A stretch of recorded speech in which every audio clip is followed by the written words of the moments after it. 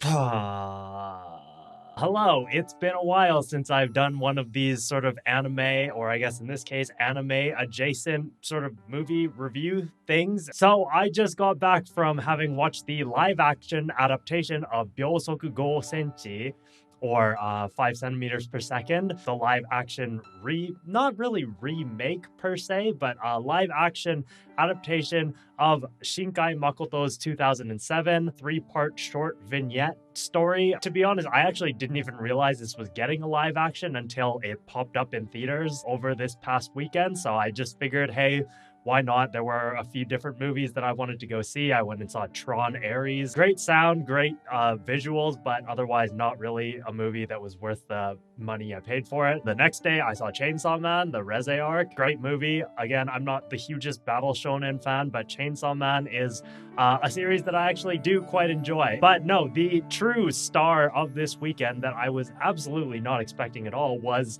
again, 5 centimeters per second, which I went and saw today. For those of you who are unfamiliar with it, because it is quite an old film at this point, it's like 18 years old now. It's one of Shinkai Makoto's earlier films, and it basically just covers the life of at the beginning, two kids as they grow older into adults and grow apart from each other. Takaki and Akari and their early elementary school relationship, and then how Akari ends up moving away and they try and keep in touch, but ultimately things just kind of like go the way that life does. And it's a very sort of melancholic, poignant look at life, I guess, and then it ends kind of sadly. I don't know if it's really a spoiler because, again, this is such an old film, but if you do want to watch it, then maybe just ignore what I'm gonna say for the rest of this video. But yeah, basically, Akari moves away, they keep writing letters, they get to see each other one last time, and then they never end up seeing each other ever again. And it's supposed to just sort of represent that sort of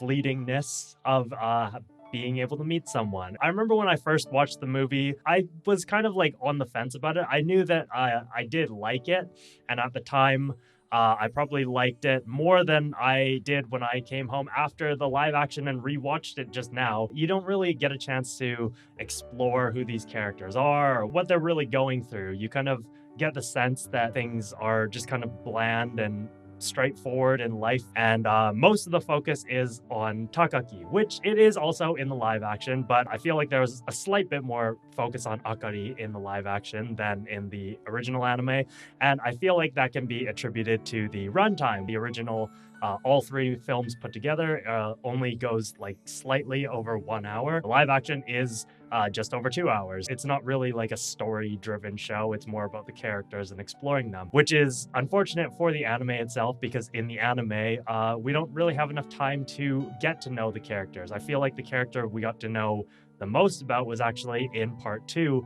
What was her name again? Kaede. I want to say it was Kaede. We learn a lot more about her and her motivations and why she starts to like Takaki, and then why ultimately her feelings aren't rejected, but why confessing is not going to go the way that she wants it to. We learn a lot more about her in that second part of the film than we learn about basically any of the other characters presented in the show. So now if we get more into the live action, which is more of what I want to talk about, because again, where the anime made me feel a little bit, sad and slightly like, oh, what is the point in anything? The live action had just so much more, and I feel like it left me with the same sort of sensation I had when I watched Bokuai Kimiai movies, where I wasn't entirely sure how I was feeling afterwards, but I was feeling a lot. I was overwhelmed with emotion. There was some happiness in there mixed in with the obvious,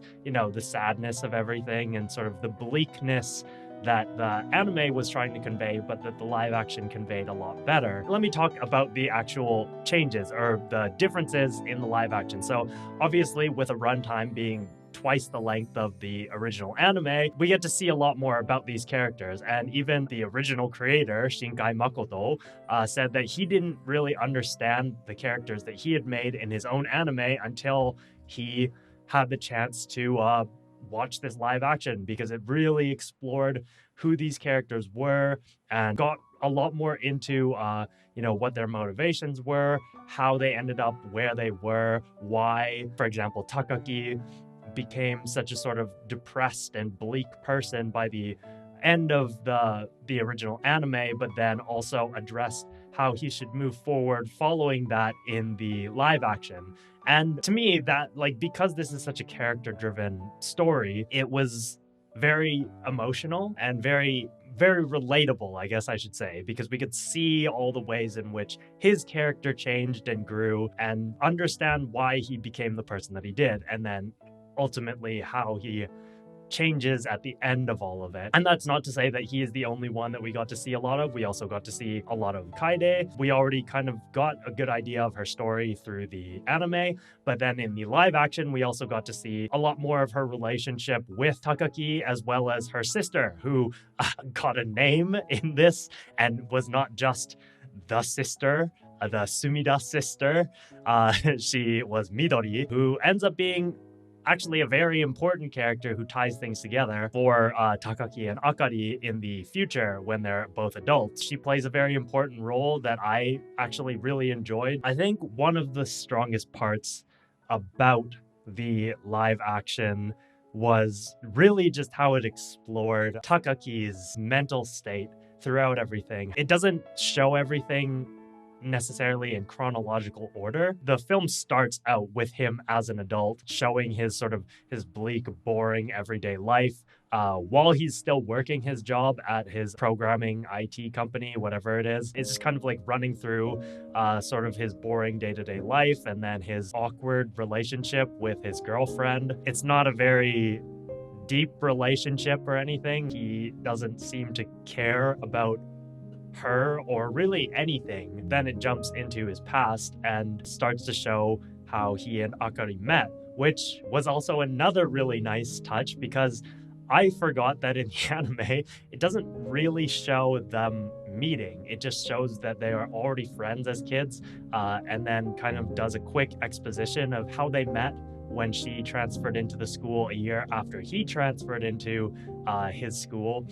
And they just kind of became friends through that shared experience of being transfer students. Whereas instead of just explaining that through a quick montage, we actually get to see the way that Takaki and Akari meet and how they develop their relationship as kids and like become friends through it all, trimming the fat from the anime where they talked about things like how they were teased for being like a couple, because ultimately they kind of were a couple. In the live action, it doesn't focus on any of that. It basically just focuses on how they are as kids and how they enjoy stargazing and looking into space and like talking about scientific things. So we get a lot more insight into their relationship as kids, and then we're seeing these things as flashbacks because the main perspective is still to be understood from the modern day Takaki, which is like 2008, 2009 Takaki. So it'll cut back and forth to kind of show how he's feeling, and then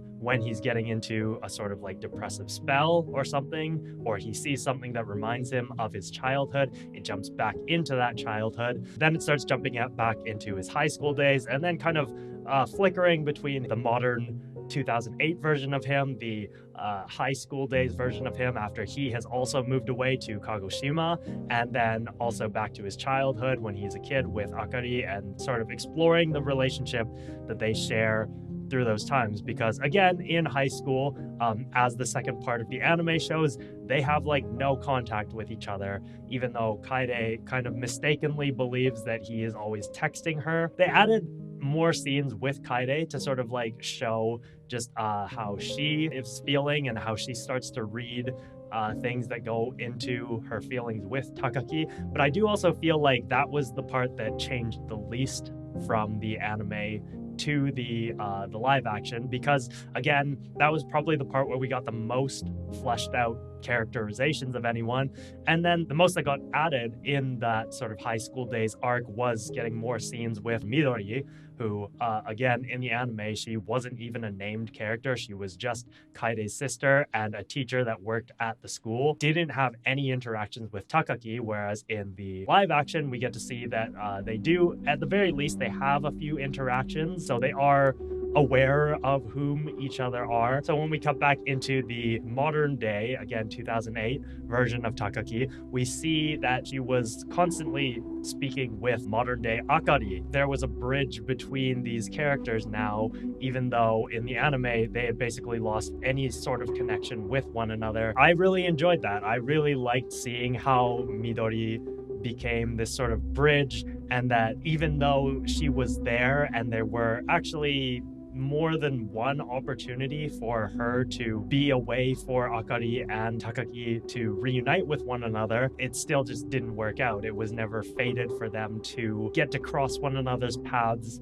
in another meaningful way, other than the very last scene, which they did keep the same. The anime had always felt a little bit weird. There was never any real resolution with the story. We knew that somewhere deep down he still had feelings for Akari, and the only thing we had seen from his girlfriend was just that she was not happy in their relationship, because after 3 years of being together, she felt like she still didn't know him. They actually delved into that relationship quite a bit more. I'll get to that in a bit, because it helps to sort of paint how Takaki's story goes and why the smile that he has when he turns away from the trains at the end is just that much more impactful and meaningful. Overall, there were so many things that they added that really just made you really want to like care about these characters a lot more. We had Akari working in the bookstore and running all these events through the bookstore, her interactions with Midori, who then also had interactions with Takaki in the modern day, and then even though there were chances for them to meet again,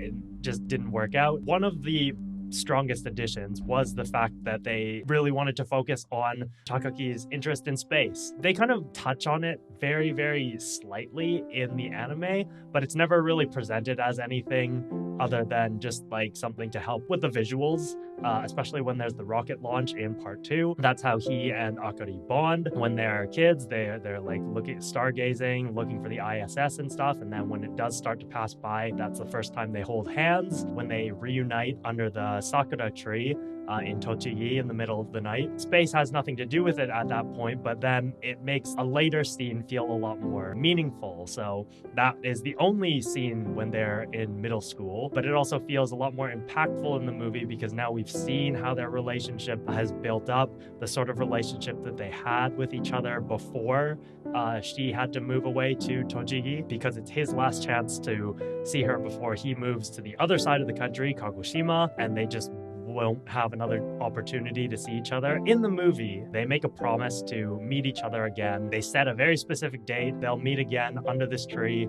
as adults. Cut to the future. Takaki is again, he's feeling depressed. He's still lingering on the thoughts of like, what if his relationship has kind of gone to shit. He has only just been able to get hired at the planetarium, but he still doesn't really know anything about what he should do. He narrates the first show that he has ever done on the job. Unbeknownst to him, Akari is in the audience when he does that presentation. Obviously, they don't run into each other, but at the end of it, he ends up leaving. At first, he's about to go home. As he's standing on the train, he looks at the platform through the train doors before it's about to take off, and he's reminded of the time when he was first going to go see Akari in Tochigi, and the trains were getting delayed hour by hour. He had the chance to turn back, but he didn't, because he promised that he would go see her before he moved away to Kagoshima. So with that thought in mind, he decides, you know what, I made a promise. So he steps off the train and then he goes running to go find the trains that will take him to that same station in Tochigi.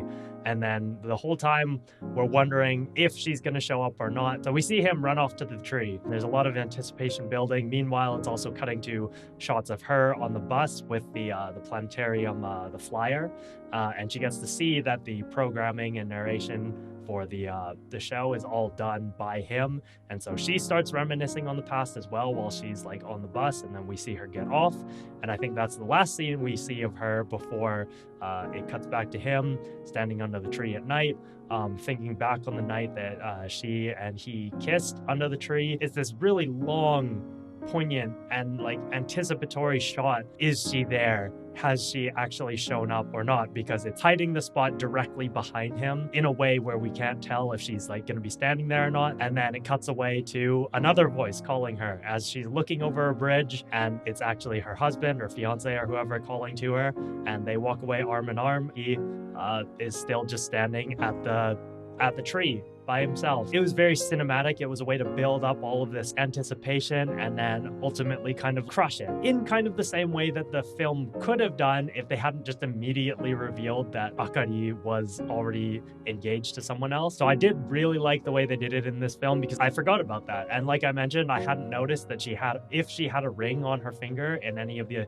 shots prior to that one, but every scene with her in it following, she was wearing it. It doesn't end there either, because the next day he returns to Tokyo, sitting in the planetarium with the director. This is where the emotions really got me, and even just thinking about it now, I'm like, oh, it's overwhelming me in a way that I'm not even entirely sure why, which is the exact same reaction that Shinkai said when he watched the film, that he ended up, like, he finished the film and he was crying, but he didn't really know why. And it's kind of the same for me. I mean, I think I have a better idea of why I was in tears at the end of it, and I'm still kind of feeling emotional about all of it. So we have this scene where Takaki starts asking the director, if you had been in this situation where 16 years ago you were still a kid and you made a promise to meet someone way down the line once you're both adults, you went to the spot that you promised to meet,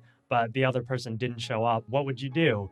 And before the director can really even say anything, we start to get this, I don't want to say spiraling. Spiraling is not the right word, but we get this this long sort of monologue from Takaki as he goes into how he's felt sort of empty for his whole life and why he has felt this way.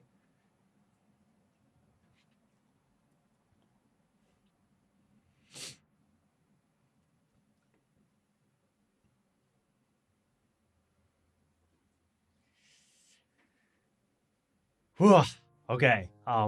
Yeah, honestly, I'm actually getting worked up thinking about it again. But yeah, he gets into why he has felt so empty for basically his entire life. It did stem mostly from Akari leaving and everything, but then following that, it was just a lot of habits that he had formed to fill the void of her having left. So after she left, they were writing to each other, and then that gradually stopped because they got busy. They couldn't keep sending each other letters. And he starts going into, the fact that he was always writing diary entries to himself, or at least he was calling them diary entries. What he was doing on his cell phone was not what Kaede thought, where she suspected that he was messaging a girlfriend that he had in Tokyo. He was writing letters, or I guess messages, to Akari about his thoughts and how he was doing. He didn't have her contact info, so he was basically treating it like a diary, as if he was writing to her, but just writing the entries to no one, because that became a way to sort of replace the letters that he was exchanging with her. And then we get into him talking about his adult life. He wasn't sure what he wanted to do exactly. He had a penchant for space and the unknown, but he ended up just working a desk job because he didn't really know how to pursue a job in the field of space, basically. So he just ended up at a desk job that he didn't feel anything towards. It just became something that he was doing, basically. He was in a relationship, but he was more in the relationship to just have a companion. He didn't have any specific feelings, or at least he had never really acknowledged to himself what his feelings towards her were. She was just someone to be there that he could have as a companion, basically.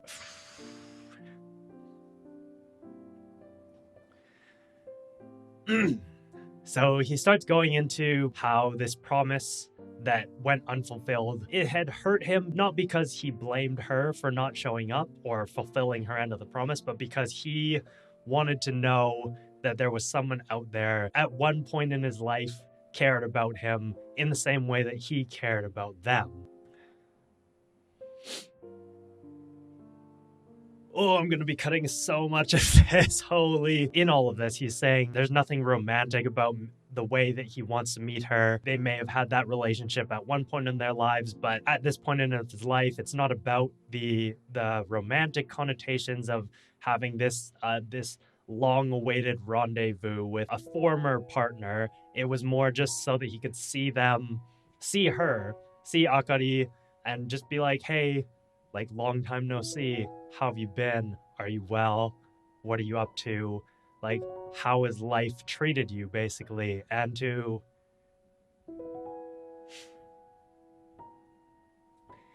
be able to just have that human connection that he felt like he had been missing and that had sort of left the void within him. I think one of the parts about it that hits so hard for me is there's like a place where all of this depression is stemming from within him.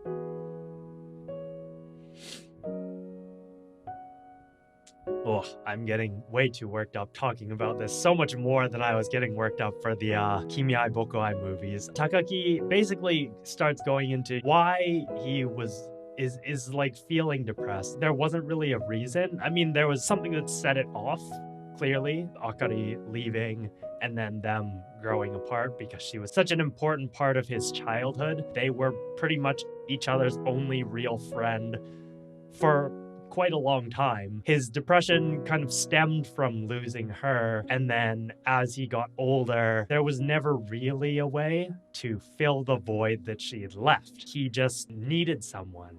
He wanted someone that cared and that he could also care about in the same way, which is why, even though he had his girlfriend who clearly cared about him quite a bit, he couldn't find a way to fill the void by caring about his partner, at least not to the extent that she seemed to care about him, which is why ultimately she ends up breaking up with him. While he doesn't say anything about that at any given point, it obviously doesn't help his depression. There's the scene where she does send him the breakup text, basically, and he just kind of tosses his phone aside and just kind of like slumps over. Oh well, what can you do? He was already so empty over the whole situation, so when he's going on this monologue about how he feels so empty and he just wants to have that connection again, I don't know, there's something just so raw about that felt like it felt really relatable. And I don't have any experience in the way that he specifically does, where I feel like I don't have people that care about me, or that I don't care about other people in the same way that they seem to care about me, or anything like that, or like a void that I'm trying to fill, at least not in the same ways that he is. That really like broke me there because it's so raw. The director is kind of at a loss for words, so his follow-up is to say, there was a woman here the other day while you were doing your show. She said almost the exact same thing, but these were her words about it and her take on it. And this is where he reveals what she said about how, like, she hopes that Takaki wouldn't have upheld his end of the promise that they made to each other because she wanted him to be happy with his current self and his current life. And even though they had drifted apart and not really a part of each other's lives anymore, she wanted to encourage him, because the last words that she said to him at the Tochigi station were whatever he set his mind to, he could do it, and she believed in him. She also told the director the same thing, that she wanted Takaki to just live his life because she knew that whatever he set his mind to, he would be able to do it. And yeah, she believed in him. And in that moment, okay, again, settle down. Ochitsuke. In that moment, Takaki just breaks down. In that moment, he knew exactly who the director was talking about. Like, it was obviously just like a weird coincidence that she happened to be there. He wasn't really out to be like, oh my god, do you know who that is, or whatever, like, let me go run and find her, like, tell me, like, do you know anything about her? He doesn't do any of that. He just cries. He just has a moment. Even if it wasn't directly said to him, he could feel the connection that they still had, even though they had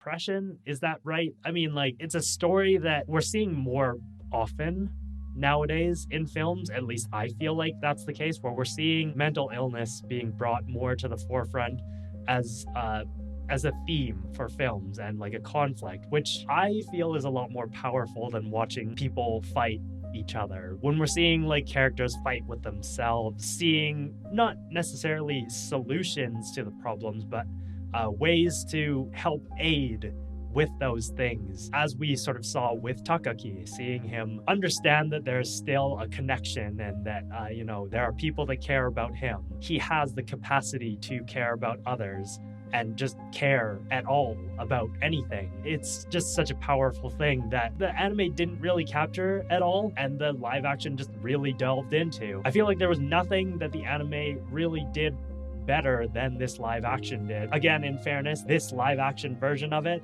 has had 18 years to study the original and just gave the director time to think about how are these characters developing, what makes them tick, why do things turn out the way that they do, and how can we address that through screen and emotions. I have no complaints. I don't think there's anything I could add or wish to have seen in this movie that I didn't. And it reminded me a lot of Past Lives, the Korean American film. That one also left me just like, close to ugly crying. If you've made it this far, thank you so much for keeping up with my insane ramblings and me attempting not to cry while talking about Takaki crying on screen, talking about his feelings and his insecurities is what I was looking for. If you want to see more content like this, I don't usually do this kind of video on my channel, but I can now say it's not the first time that I have. So if you want it, make sure you subscribe. By the time this video comes out, it'll probably be before this movie gets a Western release, and I'm highly doubtful that it even will, because it's a Japanese film, a Japanese live action film, so these rarely do get Western releases. But if you do have the chance to see it, let me know what you think down in the comments below. I will probably watch it again at some point in the future with subtitles. Maybe I missed some things, and maybe that can get cleared up a little better upon a second watch with subtitles, Japanese or English in my case. I don't know if I'm gonna make a short version for YouTube and a long version for Patreon, but hey, if you want to see the potential longer version of this video with more of my thoughts, and maybe even I'll just leave in all of the moments where I almost started crying on camera, support me on Patreon. And if you're interested in more of my regular content, like my music analyses and all the scores that I write for my music analyses, then you can also get those on my Patreon as well. I really love this movie. I will recommend it to as many of my friends as I can. Hopefully I'll have another chance to see more movies like this, but until then, thanks again for watching, and I will see you guys in the next one.